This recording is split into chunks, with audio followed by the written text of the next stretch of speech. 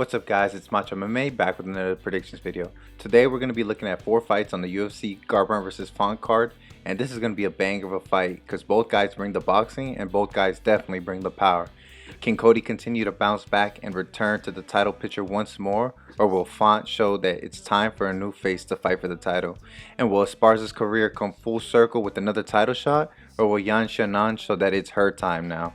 Well, let's get right into it and let's go. To open up the main card, we got Jack the Joker Hermansson facing off against young prospect Edmund the Golden Boy Shabazian. Both middleweights have had their setbacks but are looking to gain momentum in a heavy, stacked middleweight division. Hermansson recently lost a decision to title challenger Marvin Vettori, while Shabazian got TKO'd by renewed Derek Brunson. This fight was originally supposed to happen last week but was postponed to this week.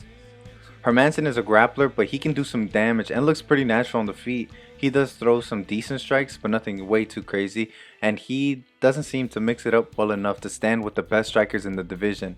The biggest issue, a glaring issue for him, is when he cannot get the takedown and he is forced to strike, and he usually can't keep up. It happened against Cannonier and also against Vettori.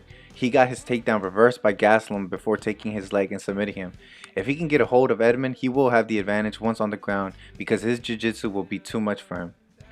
While Shabazian's a striker, he's a super young at only 23 and took the first loss of his career against Derek Brunson. He just looks very natural striking as well. He can mix it very well and throw some nice and deceptive kicks. He has a nasty body kick. He will be the better striker in this fight and will need to keep the distance even though he has the shorter reach. His wrestling has looked good against lower level wrestlers but looked very amateurish against high level wrestlers like Brunson. He has decent defensive and offensive wrestling, and it might be enough to stop Jack's takedowns, to be honest. A glaring issue in his last fight was his cardio. It was the first time in a long time that he's gotten out of the first round, and he looked very tired in the middle of the second and absolutely exhausted by the end of it.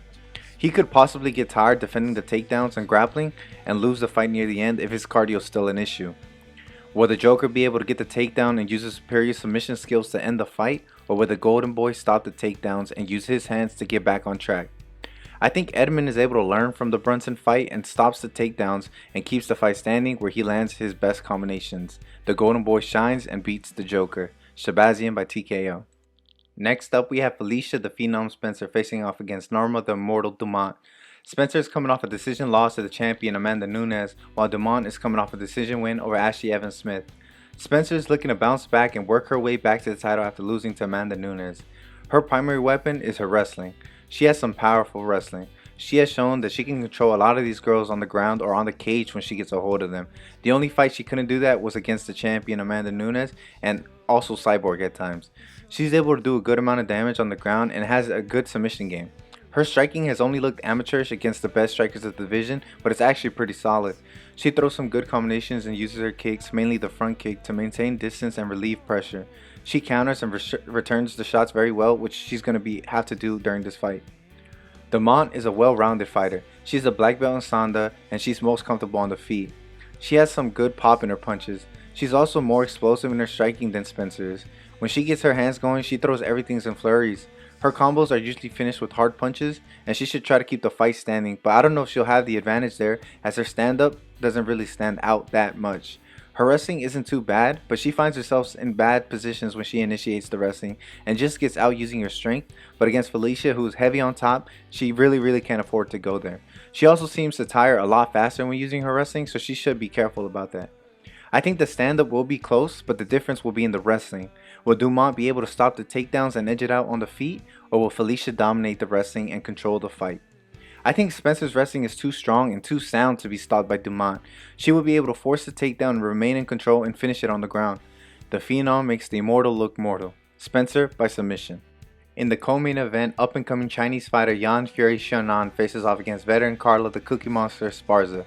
Xiaonan is coming off a decision win over Claudia Gadelha, while Esparza is coming off a decision win over Marina Rodriguez. Carla is a veteran of the game. She was the inaugural UFC strawweight champion after winning her season of The Ultimate Fighter. She has earned her keep in the UFC and has recently won 4 in a row. She started as a one-dimensional wrestler but has developed her striking a bit. Her striking still isn't fluid but can now throw some solid shots and combinations. She throws the wrestler's 1-2 and overhand right.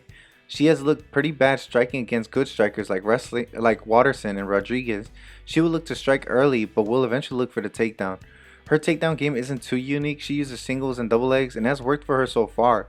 She is really good at keeping control once she does get the takedown. She uses simple but effective wrestling and will look to use it all fight long. Shannon is a well-rounded fighter. She's so big and strong for this division. She loves to use her striking. She has a high output with some good sting to her hands. She throws most of her punches and combinations as she follows her opponents. She does a good job of varying the targets between body and head. Her kicks are crisp too. She doesn't throw low kicks often, but one of her primary weapons is the side kick and the kick down the middle to keep distance. She's going to have to be careful with the kick since it can open up a chance for the takedown. She needs to kind of follow the blueprint she had against Gadeja, where the jab is the weapon that'll keep her distance, as I believe Esparza will look for the takedown much more often than Claudia did. She has to feint the jab to throw Carla's timing off. One thing I really don't like is when her opponent has success with the takedown, she just allows herself to stay on her back and try to attack from there. I think she just needs to scrap that completely. I think she needs to get up as soon as she can, as she'll have the big advantage on the feet. I also think she has great cardio, so if she can constantly stop the takedown and up the output, I think she can drown Esparza. The biggest question will be who will win the wrestling exchanges. Whoever wins the wrestling will dictate what kind of fight this will be. I think Shannon will be able to work herself out the takedowns and outclass Esparza on the feet. Shannon gets one step closer by dispatching the Cookie Monster. Jian by decision. And in the main event, two bantamweights face off to line themselves up as the next contender. Rob Font faces off against former champion Cody No Love Garbrandt. Both guys love to bang and when composed have some awesome striking. It's for sure going to be a calculated banger.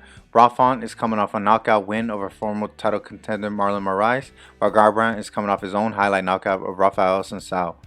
Cody Garbrandt is a former champion who after 3 consecutive losses has bounced back and will look to continue that all the way back to the belt. When Cody is calm and uses his emotions to his advantage, he has shown to be an elite fighter. His hand speed is insane even for a bantamweight. His punches come in blinding speeds and it's hard for a lot of people to see them. He will have the speed advantage in this matchup for sure. He also has shown some nice footwork. The way he can bounce around and frustrate his opponent by moving and circling constantly is nice. He's going to be moving backward and circling around the cage and make it difficult for Rob to get his jab going. Both guys have power, but I think Cody will have the power advantage by a slight margin. Cody also has the better wrestling, but I can't even remember the last time he used it offensively. Font leaves himself very open when he throws his uppercut and in the middle of his combination to the counter lead hook. He actually got rocked both by Marlon Moraes and Ricky Simone by that same shot. He will have to use his footwork and speed to get into range and land combos and counters when Font comes in. He should also utilize leg kicks and that weird leg power kick he did against the Sansao to stop the pressure Font will bring. Font is also a boxer with some pretty good power. He throws everything behind his jab. His jab leads his dance and should look to start landing it pretty early. He might have a hard time landing it as Cody moves a lot, so he'll have to use his pressure to not only walk Cody down, but to cut the angles off and restrict all the movement. He usually pushes people back, but has been forced to move backwards himself. He loves to throw the 1-2-3 combination and the uppercut, but has been countered like I mentioned before. He isn't as smooth as a striker as I initially thought. His fights and strikes, just like Cody's, can become very chaotic. This fight is very hard to gauge, so many ways this fight can go. This fight can easily be a battle of the boxers or an all-out brawl, even a mix of the two. Will Cody be able to keep his composure, or will Font's chaotic style bring out the old habits? So many questions that will only be answered on fight night. But I think Cody will be able to show his maturity and growth and use his footwork to frustrate and walk Font into big shots after chewing out his leg. Cody shows no love for the new faces at bantamweight. Garbrandt by TKO. Alright guys, those are my predictions for UFC Vegas 27 Font versus Garbrandt. Let me know your thoughts. Do you agree? Do you disagree? Also, let me know what fight you're looking forward to the most. Don't forget to like and subscribe, and as always, let me know what you think and who you got. Take care.